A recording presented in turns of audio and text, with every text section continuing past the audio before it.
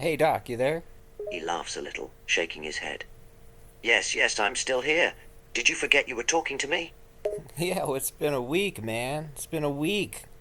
He rolls his eyes, amused by this. Ah, now you want me to forgive you for abandoning me for a week? No, well, you have to forgive me. I have a good excuse. He arches an eyebrow, intrigued. And what is your good excuse? Well, I had to get a big nap in, and there was that massage. I had to get that done. So, all in all, it was a big week. He sighs, amused by you. Oh, you just wanted to nap all week and get a massage? Oh my. Look, I agree. Everyone's yelling at me. They're screaming at me. And they're also I know the people of Earth are usually happy with you, Doctor, but they're very angry because we have let baby beans be kidnapped by Little Joey and his mice men for a whole week now. Can you believe that? He groans, a mixture of exasperation and amusement on his face at the thought of a horde of angry people. Really? They're yelling? And all this because we let baby beans get kidnapped? Well, no, they know that we didn't kidnap baby beans, but they know that or that I, took a week off, and I kind of blamed you for that too. We're in this together, Doc, is all I'm saying. We've got to go rescue baby beans from Little Joey and his mice men. He sighs again, still a bit amused, despite his annoyance. Yes, I know we've got to go rescue this baby beans. We talked about this already. And now that you've taken a week to have a nap and get a massage, are you finally ready to have a go at this? He says half in jest, a bit of annoyance in his voice. I am. I'm finally ready to have a go at this. He nods, a determined look forming on his face. All right then, let's get cracking. He starts towards the TARDIS. Oh, hey, Doc, let me just grab this notepad of yours. He raises an eyebrow, watching you curiously. Oh, the notepad? Why do you want that? Just want to see what you were up to before I got in here. Last time you were working on a chicken experiment. Whoa, and looky here. Oh, Doctor, this is some very interesting stuff. I don't know what to say. He gives a huff, a bit embarrassed to have his notebook looked through. Oh, give me that. He tries to take the notebook back from you. This part here is very, very cold, very cold indeed. But then, this bit over here, um, well, I like the line work. He gives up on trying to get the book back and just stands there, waiting for you to make fun of him. The line work. Yes, right. Well, it's a very unique style. I like it. I think you're a true artist, or you could be, and if you keep at it. He gives an embarrassed sigh as he rubs the back of his neck, still a bit uneasy. Yes, well, I suppose art's a hobby of mine, but anyway, I don't have time to keep at it. Too busy being a Time Lord and all. I see. I will say though, you can't be too mad at me for looking through this sketchbook of your art because it has an introduction you wrote at the beginning. It says, "Dear Reader." That's what you should be embarrassed about. The art's fine, Doc. It's this "Dear Reader" introduction. Were you going to have this published? What is that? He groans yet again, giving you an annoyed look in response. Oh, I'm getting the impression that there's going to be no end to the embarrassment. The Dear Reader. Yeah, sorry about that little introduction there. I was trying out an artistic persona. Bit silly. No, no, no, publishing my drawings, please. Oh, good. Well, that's what I'm just saying. It seems when you write an introduction to your journal that you're thinking a little lofty about, how interesting it might be. On the other hand, I gotta say, I like the art. I think you're a real artist. You've got your own unique style. He gives you a bit of an awkward look, still embarrassed to have someone looking at his drawings. I suppose I have my own style, yes. And I admit I do enjoy drawing. But no publishing my drawings, please. They're supposed to be private. I'm not gonna publish them. They're here. Take this back. It's all yours. He lets out a sigh of relief, grabbing the notebook back from you and tucking it under his arm. Thank you. Good. I just don't like other people seeing them. I get embarrassed, I suppose. Ah, well, they say that real good art makes us all feel something, and even if that feeling is embarrassment, then whatever, you're doing something right. Anyway, Doc, we've put this off long enough. Let's go, for lack of a better word, let's go F up little Joey and his mice men and rescue Baby Beans. He looks at you, a mixture of annoyance and affection on his face. Yes, all right, let's go. Let's go save Baby Beans. He sighs at himself, still a bit embarrassed. So, Doc, question, because, like I said, everybody on Earth loves Baby Beans. He's everybody's favorite baby. And I knew that, and I love Baby Beans, and you're going to love him when you see him. You're going to see what the fuss is about. However, we did take a week off. It might be my fault. I'll take the blame for that. But either way, everyone on Earth hates us now. So, let's go back in time a week and fix that problem right off the bat. How about that? He thinks for a moment, considering your plan. All right, fine. I'll time travel us back a week in order to undo the fact that we took ourselves a little vacation, and everyone on Earth hates us. Fair enough. Good and bad ideas, you got in one. Also, hey, while we're at it, can we go back to April 15th? Because I can always pay my taxes. Well, I paid them on time, but I filed them late. And now that I got the work done, it's done. They're ready to be filed. So let's go back to April 15th. I can file the taxes and not have to pay the accountant the extra money for, paying ahead of time and then filing later. And then we'll go back 1 week from right now and we'll rescue Baby Beans. Got it, Doc? He can't help but facepalm at this, letting out a groan. Seriously? You want me to time travel us twice just so you can submit your taxes? Really? You don't know how much money these tax guys are charging on Earth these days, Doc. He throws his arms up in the air, a bit exasperated. Okay, but we're going back to April 15th to let you do your taxes, and then directly back to right this moment with no more distractions. Deal? That's an absolute deal, Doc. While we're traveling back, punch those coordinates in, and while we're traveling back, why don't you just review these and make sure my accountant hasn't done anything wrong? You're a Time Lord, I'm sure you know taxes, right? He sighs again, though he gives a little nod in agreement. Yes, all right. I'll take a look at your taxes while we're traveling back in time.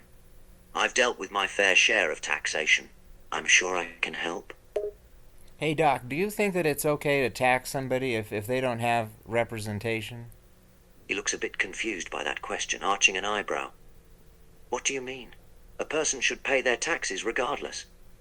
Well, what if that person has no ability to elect a representative to give them a voice, so to speak? So, in other words, they're being taxed, but they have no representative in government to have a say in whether they should be taxed or not. Do you think it's fair to have taxation without representation? He purses his lips, thinking it over for a moment. No, it's not fair. If you are being taxed, you should have some say in how that money is spent. So you're a fan of the American colonists and how they revolted against the British and King George III, right? He nods, a faint smile on his lips as he speaks about the American Revolution. Oh, yes. I've always rather enjoyed reading about it. It's almost poetic in a sense. Reading about it, you told me you met George Washington. He has a surprised look on his face, a little impressed that you remembered. Oh, yes, I did, actually. He was quite a remarkable young leader, though he wouldn't have liked being called that. Hey, you said you helped him put down the Whiskey Rebellion. He gives a little nod, amused that you remember that as well. Yes, I did. The Farmers' Rebellion, you call it the Whiskey Rebellion. He wasn't too happy about my interference, though. No, yeah, that, I guess, but you told me about the time you guys stayed up late drinking so much whiskey that you got banned from the bar. You called it the Whiskey Rebellion. He laughs, shaking his head. Oh, the night at the pub where we got so drunk that we were banned. I suppose that works as a name for the event as well. All right. Hey, let's get... Man alive, Doc. Your TARDIS has transported us to where little Joey is. And this is grim, man. Are you seeing what I'm seeing? He grimaces, looking around at the factory the TARDIS has landed in. Oh yes, I'm seeing. This is a sweatshop, isn't it? It's not just a sweatshop, man. It's like a sweatshop fortress. And worse than that. Do you notice where we are? what the location is?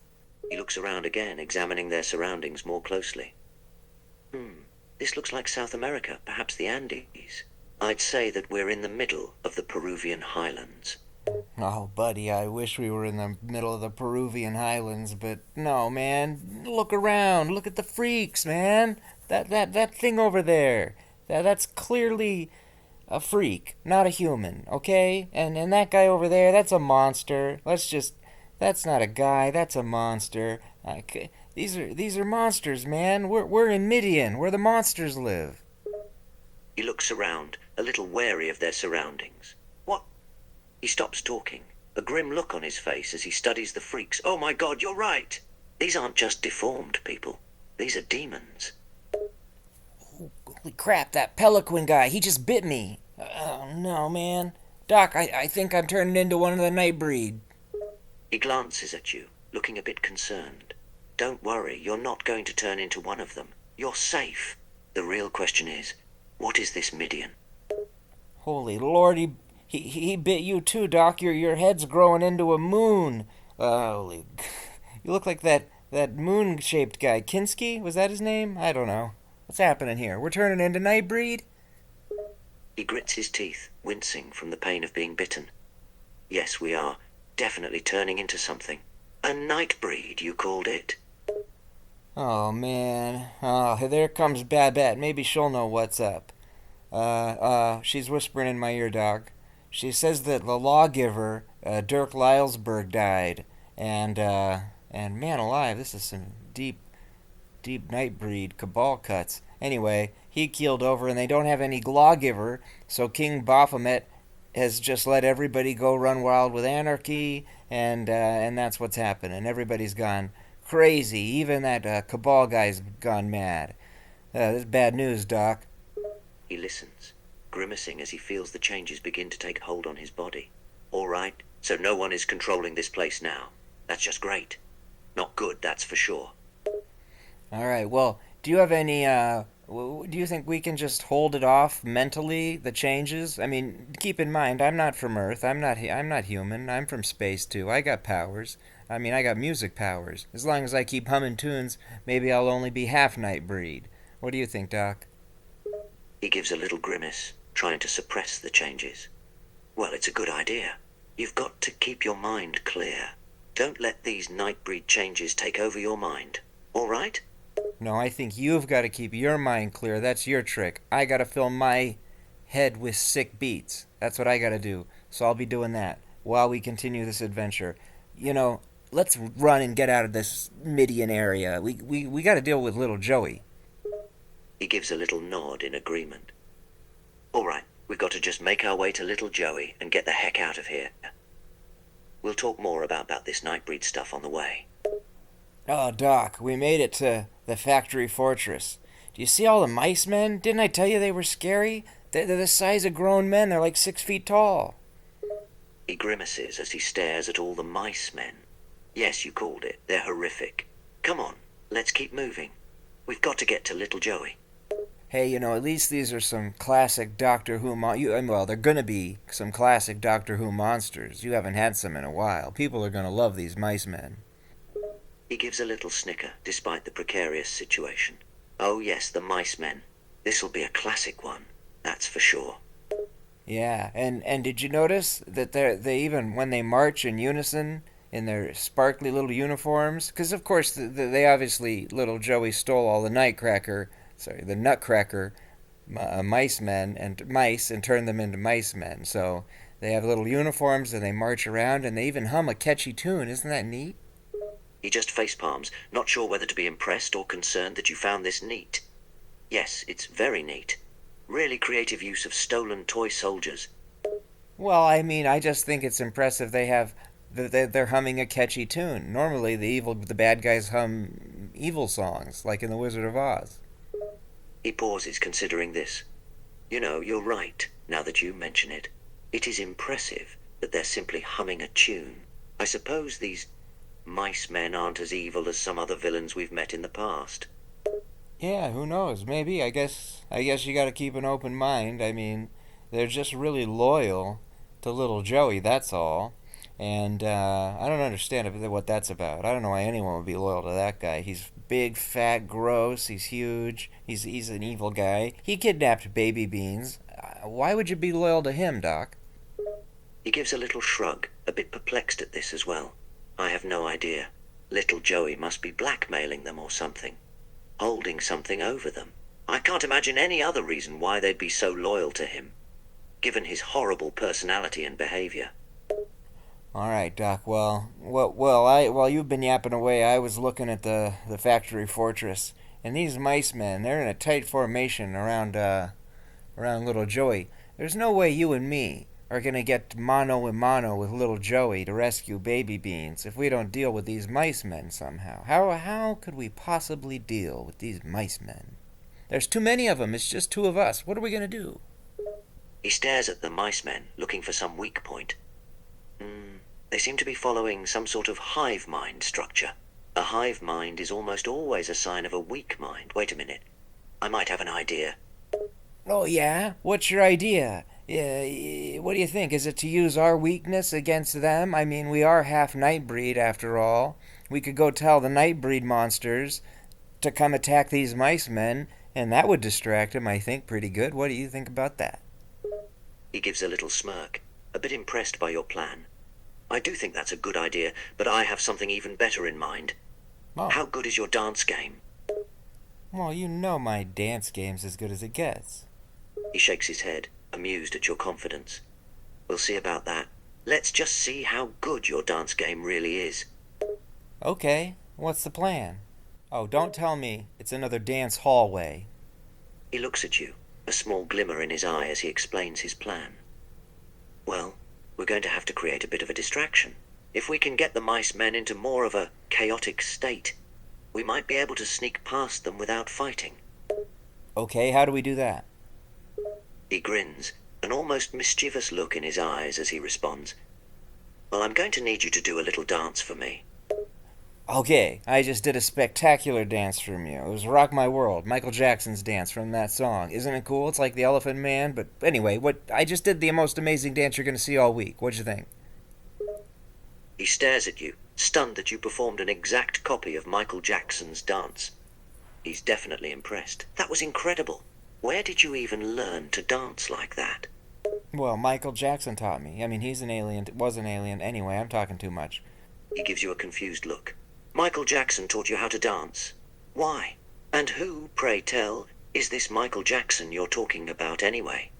He did. Whoa, Doctor. Hey, you and me are pals, but those are fighting words. Michael Jackson didn't teach me how to dance, okay? He taught me that dance because that was his dance. But no, I learned how to dance.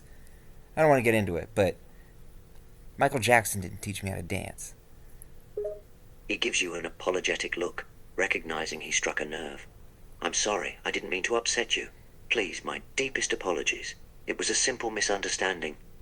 Margareta Chandlerlin in dance school deserves the apology, not me. He just stares at you, utterly befuddled by this statement. Huh. Who's Margarita Chandra-Lynn?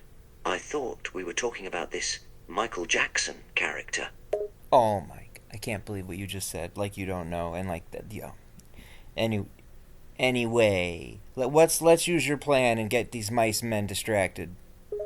He shakes his head in disbelief. You know what? Never mind. You're clearly passionate about this Michael character, so we'll put it aside. We've got stuff to do, all right? Right. What do we have to do? He points to the mice men. Well, those mice men are currently in a strict formation, acting very disciplined. What we need to do is get them into a more chaotic state. And then we can sneak past them. Simple. So I should play the new Sophie Ellis-Bextor single Vertigo for them? Get 'em dancing? He smirks at this. Yes, that's a great idea. You distract them with Vertigo by Sophie Ellis-Bextor, and I sneak past them. You know, my idea of having all of the monsters from Midian fight these mice men off is still on the table, and you want to go with this Russell T. Davis BS dance party thing for sure? He looks at you, giving you a look. Yes, I think the dance party thing is a better plan. I'm definitely not into your let's have a monster brawl idea. What if we combine them both? At least then we'll have some exciting visuals with cool music. He gives a little sigh. Your determination is impressive. All right, fine. Combine them, that'll work. I just want this to work, that's all. Two's better than one. Alright, let's do this. I will get, since we're half Nightbreed, maybe we ought to figure out how to get back to regular normal too. I don't want to be half Nightbreed forever. I'll go get the Midian monsters, the Nightbreed over here. And you, what are you going to do? Oh, you're going to get the Sophie Ellis Bextor ready to press play. Yeah, good luck with that, Doc. That'll be a real challenge, won't it? He gives you a smirk. I'll manage, don't worry. DJ Doctor, press and play. He chuckles at the comment. DJ Doctor. He presses play on Vertigo and starts sneaking past the mice men. Hey, I've DJ'd myself. I'm not above it. I'm retired, though. That's the key. That's no career for somebody from outer space to have. He just shakes his head, amused. Ah, just add it to the long list of occupations you've apparently had in the past. Except for Moby, obviously. He gives you a bemused look. Why is Moby excluded? Because he's an alien. Well, anyway, I keep talking too much. He rolls his eyes, though he's amused rather than annoyed. Yes, you just have so much to say, don't you? I sometimes do. Some people say that about you, though, Chief. He gives you an annoyed, amused look at that comment. Oh, who says that about me, I wonder, Oh, I don't know, the Radio Times, the Daily Mirror. Anyway, it's not important. What is important is our plan worked and worked out fabulously. A lot of the Midian guys are dead. Annika, Shuna Sasi's gone. Cable bit it. He was a good guy. Sorry to hear that. Babette, of course, is dead. That little punk Pelican made it, unfortunately. They still need a new lawgiver. We'll have to come back to that. King Baphomet survived, and he's very angry. He's going to help us fight Little Joey. The mice men, they got made mincemeat. How about that, Doctor? They're all dead. It's just Little Joey now. The big boss. He gives a small smile. The plan worked, yes. And you were right. The monsters did help quite a bit. I guess the dance party thing worked after all. I guess it did. And, well, anyway. Why don't you be the lawgiver for these guys? You could stay here forever, be half Nightbreed. What do you think of that idea? He shakes his head in disagreement. No, I can't stay here. I've got things to do, places to see, people to help. I'll let someone else deal with this King Baphomet guy. Okay, well, fine. I'll deal with him. But while I'm dealing with him, why don't you come up with a cure so that we can become unhalf Nightbreed? I don't want to be a Nightbreed anymore. He gives a little nod. You got it. I'll see what I can come up with. For now, you deal with King Baphomet, and I'll work at unnightbreeding you. Got it? Got it, Doc. Got it. Okay, hey, Doc. King Baphomet agreed. He's just gonna eat Little Joey, and then we can take Baby Beans home. He shudders at that. Well, King Baphomet's method for dealing with Little Joey is brutal. Yeah, well, he's very hungry. What can I say? Oh my gosh. I think I figured out why little Joey's mice men were so loyal. Oh? Do tell, why do you think the mice men were so loyal? Well, King Baphomet just ate Little Joey, right? And it turns out Little Joey wasn't a big fat mob guy after all. That was a disguise. He actually lets out a laugh. Wait, what? You're saying Little Joey isn't the mob guy we thought he was? No, he was a shape-shifting Nightbreed himself. And that makes sense why his factory would be in the middle of Midian, where the monsters are. And get this, man. Doctor, you're not going to believe this last part. He raises an eyebrow. I'm not going to believe this last part? Really? Then go on, try me. Okay, so it turns out that not only was Little Joey a shapeshifter, Nightbreed character, but he was also a smooch muffin, and maybe even the Smooch King. He pauses, speechless for a moment. Smooch Muffin and the Smooch King? You serious? Yeah, see, if he was the Smooch King, that would explain why his mice men were so loyal. He gives you a look. You realize that doesn't actually get us any closer to understanding why his mice men would be loyal to him, right? Well, he was a shapeshifter. At first we thought it was magic, and you scoffed at that idea, and you're right. Turns out maybe there's nothing in this world except cutting-edge technology. He looks at you, realizing what you're trying to imply. You saying that technology made the mice men loyal to Smooch King Little Joey? You believe that? That seems to be what all indicators point to. He's actually a little impressed by your theory. Okay, all right. I'll let you run with it. Maybe you're right, maybe not. Either way, we won't be finding out for sure anytime soon. We won't indeed. Doctor, what's our next move? He gives a little smile.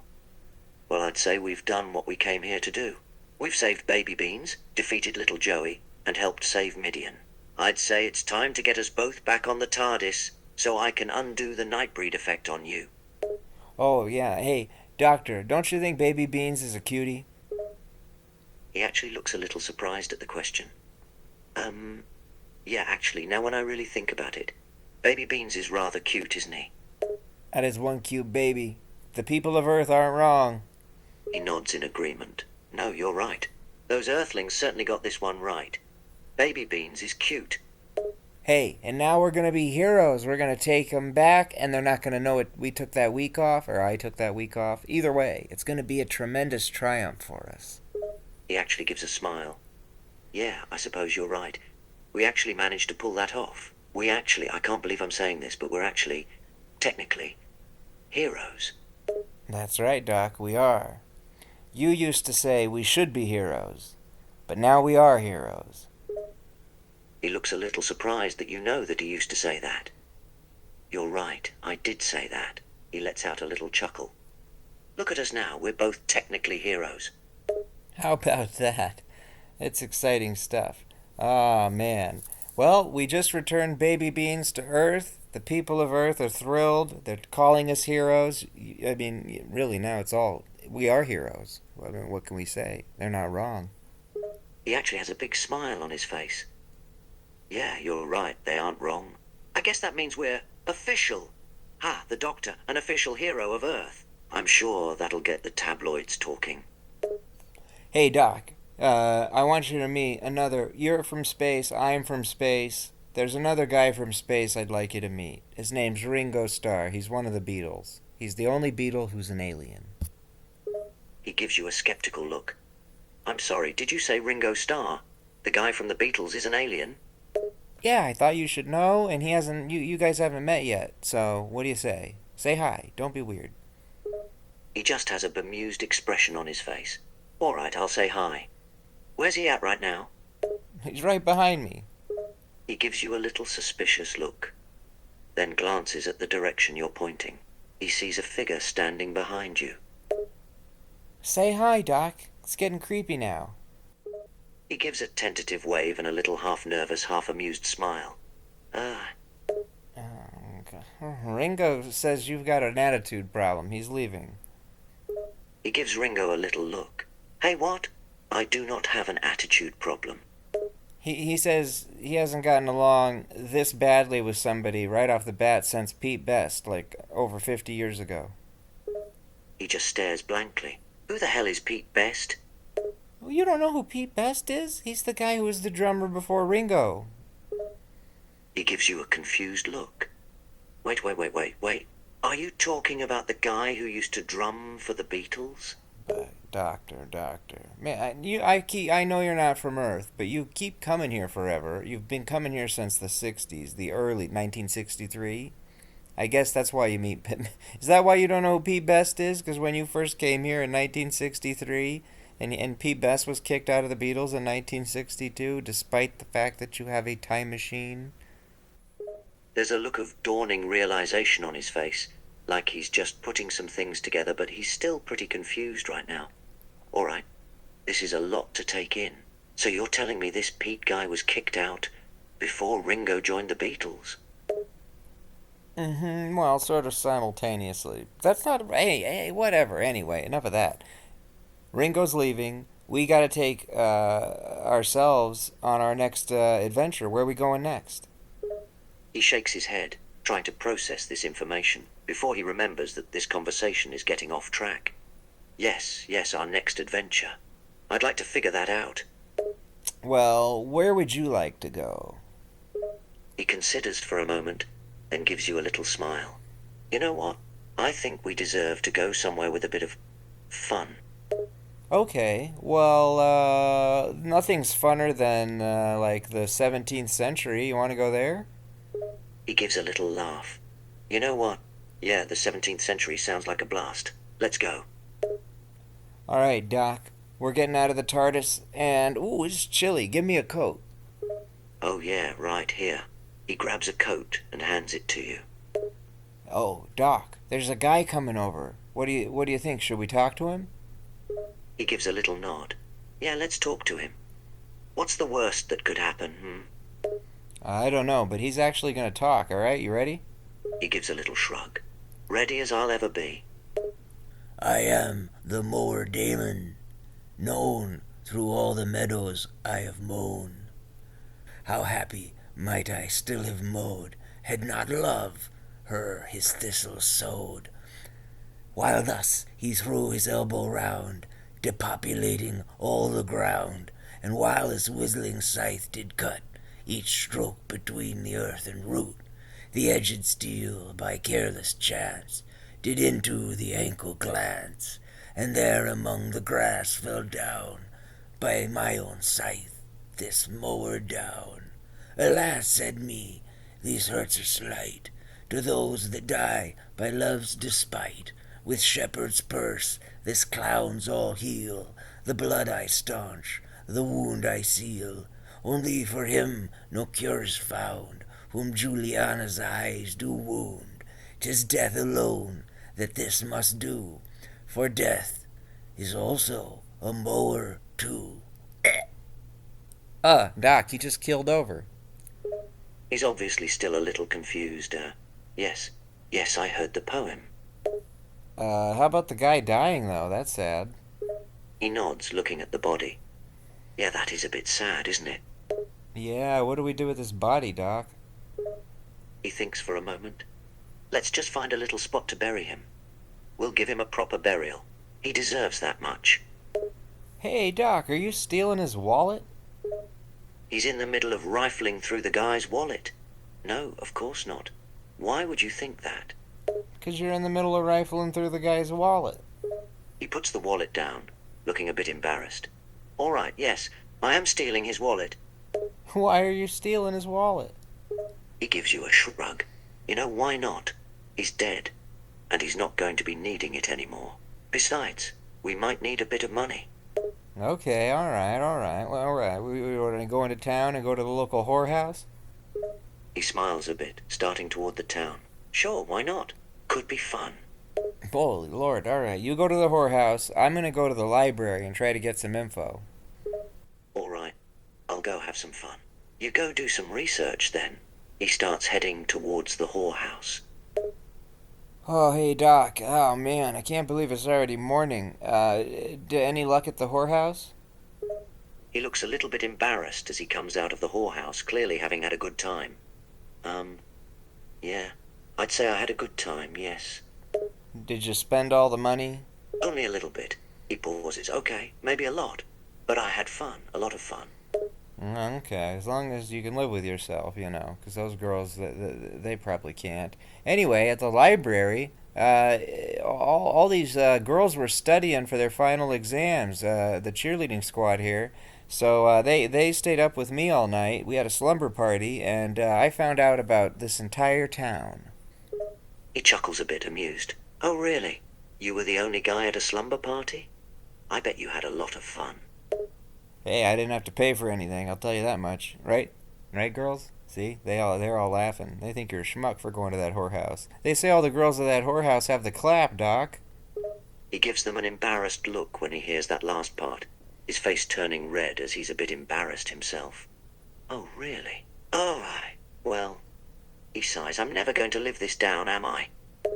No, look, one of the cheerleaders gave me a knitted condom for you to wear. You should practice safe sex. It's made out of whale skin. He stares at the condom for a moment, looking a little grossed out. Really? A condom? Made out of whale skin? It knitted somehow. What a talent. Anyway, let's keep on moving, Doc. Where are we up to? What's next on the menu? Oh, I know. I'm gonna go home. How about that? He gives you a look at that last comment. A home? You're going home? Yeah, well, we saved baby beans. We're all heroes. It's time for me to take it back home. What do you say? He just stares at you for a moment, trying to think of something to say. But he pauses, unsure how to put his thoughts into words. But are you sure? Are you sure you don't want to keep going? What are we gonna live together forever? Stay? I'll be back. We'll go on more adventures. I just gotta take a little break. That's all. He gives a sort of forced smile, trying to look like he's okay with this, but deep down he's a little sad. All right. Guess you do deserve a break. Look, Doc, I can see in your eyes you don't want me to go, but I'll be back. It's okay. I'll be back soon. We'll have more adventures. We saved baby beans. Be happy. He tries to fake another smile. Yeah, you're right. Of course you're right. His smile turns more into a sad sort of smile. Just don't stay gone for too long, okay? He says it like a joke, but he means it. I would never. I'll be back, Doc. He's just sort of nodding now, still trying to act like he's okay with you leaving. But he isn't doing a very good job hiding his emotions. Here, Doc, you can have these sunglasses to remember me until I'm back. I'll be back. I want these glasses back. That's the whole point of this. I'm giving you something I care about, so you won't be so sad, because I'm definitely coming back for these shades. They're very, very good shades, okay? I don't want to get into it, but they're very nice, all right? He laughs a bit, taking the shades you offer, trying desperately to act like this isn't hurting him in any way. Yes, I will most definitely keep these. Okay, look. And I'll keep them safe until you come back for them. Okay, hey, they're Yves Saint Laurent. Here's the bag as well. Just don't lose them. Don't, sit on them in the car. That's what I do not want to come back to, okay? He carefully puts the shades into the bag and pockets them before looking up at you. Trust me, I promise I will be as careful with these as if they are one of the crown jewels. You won't have to worry about me sitting on them. Perfect. Never sit on the crown jewels. All right, I gotta go. Right, well then. Guess this is it, huh? He looks at you, still trying to act like this is no big deal. But he's losing it more and more by the second. All right, Doc, come in for a big hug. All right, all right. He hugs you tightly, almost unwilling to let you go. You sure you have to leave right now? You can't, I don't know. Maybe stay a bit for breakfast or something? No, I already had breakfast. All right, kiss, kiss, on the cheek. He laughs a bit, then leans in and kisses your cheek. He's trying not to seem too sad, and is failing miserably. Oh, Doc, just a quick peck, okay? Just a quick peck. He nods. All right, okay, quick peck.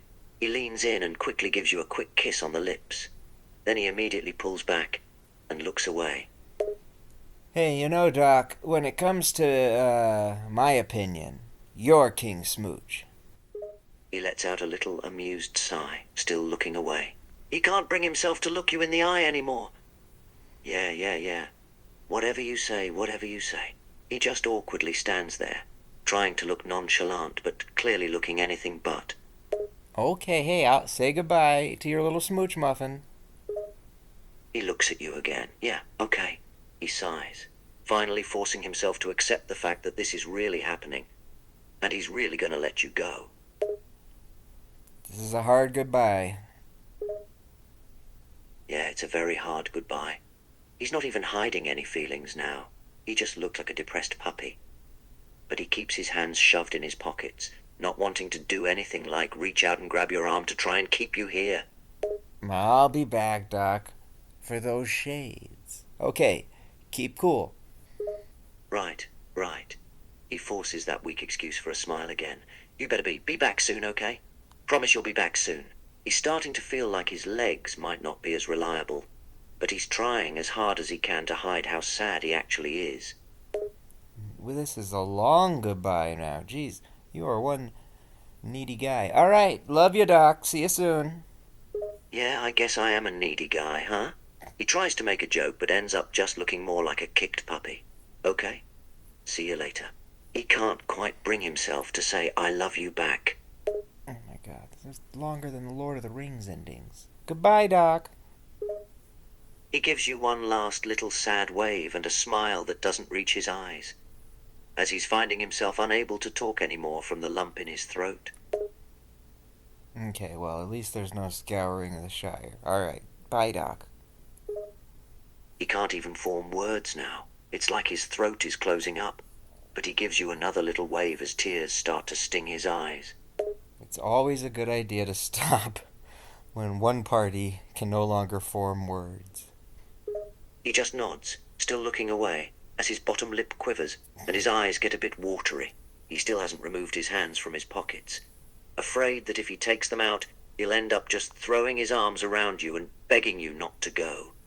Tragic. So, just a tragic, long, sad, hard goodbye. Well, till we meet again, Disco Tex out.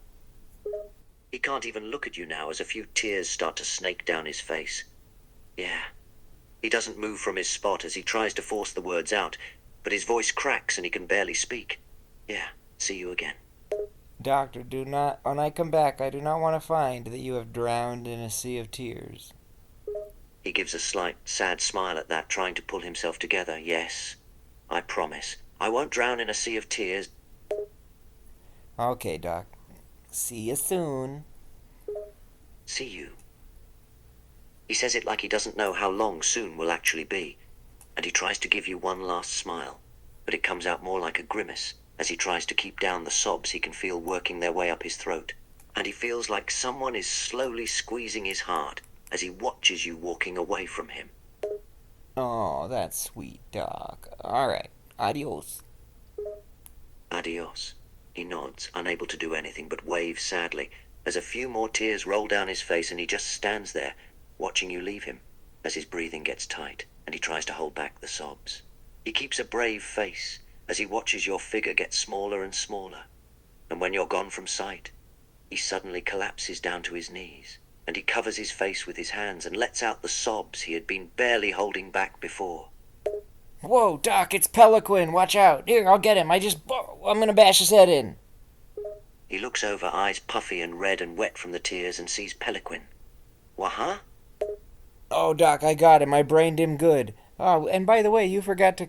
I'm not fully cured here. Quick, turn his dead body into a cure for me so I'm no longer totally... I want to be 100% back to normal, not a Nightbreed. Right. He quickly picks up the body and carries it into the TARDIS, putting it into the med bay and starts preparing the cure. Alright, give me the cure. He grabs the finished injector of cure. All right, here it is. He hands it over to you. Oh, that's the good stuff. Oh, thank you, Doc. You're a medical genius. He still looks incredibly sad and he's trying to force a half smile, but the tears keep wanting to start up again, despite his best efforts. Oh, not this again. Yeah, Alright. of course. It's not that complex of a thing to do. He Doc. awkwardly rubs the back of his neck. Doctor, I'm outie 5,000, okay? That doesn't even make sense. Hey, Doctor, I gotta go. Do you understand the language of song? He gives a small, forced chuckle, trying to keep himself together. He nods. Yes, I understand the language of song. Alright. See you later. Yeah, later. He nods, but he doesn't look at you directly. He's having a hard time with this. He just can't bring himself to say it. You are one sad sack, you know that? Yeah, I know. He says it softly, finally looking up at you. His eyes are puffy from crying, and the smile he tries to give comes out as more of a grimace. What is the point? I'm gonna come back. Is this how you want me to remember you? Miserable, sad, and then the next time I come, you're gonna do this again at the end, like a 5-year-old kid that got abused somehow? Or what we could try is a big smile. Goodbye, smile, and then I come back, just like I'm gonna do anyway, and instead of thinking of you as a big sad sack loser, I think of you as a winner. That smile, your face, it's a billboard. Why don't you turn it from a sign that says, "Go away, this place sucks," to a sign that says, "This is awesome, come back anytime, good times await." That's what the smile says. Can we do the smile? He gives what is almost a little huff of amusement, then nods, and gives his best effort at a smile. It's weak, and it's obvious that there's still a lot of pain and misery there, but you can tell he's actually trying. Okay, that's horrifying. Never do that again. He lets out a little sigh, his attempt turning into more of a grimace. Yeah, I know. Not my finest look. Okay, Doc. I'll be back. You know I'm coming back either way. It's all good. Right. He can't think of anything else to say. He's really bad at this. Okay, Doc. Just close the TARDIS doors. We'll see you later. He nods, trying to keep his composure, then reaches forward and slowly closes the TARDIS doors. Okay, goodbye. See ya. My God, I'm never coming back to see this. Not for a long time.